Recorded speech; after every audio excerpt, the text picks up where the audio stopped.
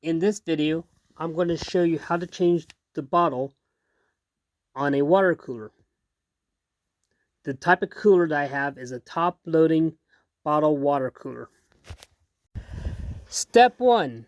Remove the empty bottle off of the cooler. Shake it to make sure all the water's out.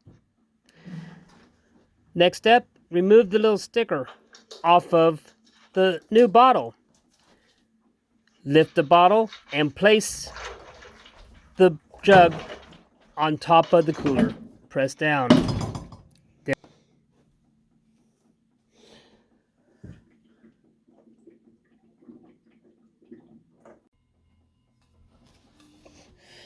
Lift up, push back, tilt down, and there's your hot water.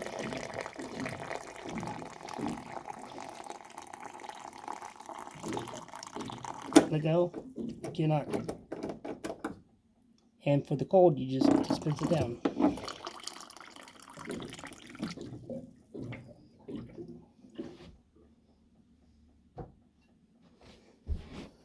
I take prayer requests. Please subscribe to this channel. Give me your thoughts in the comments below on 2 things that you like about this video and 1 thing you dislike about this video.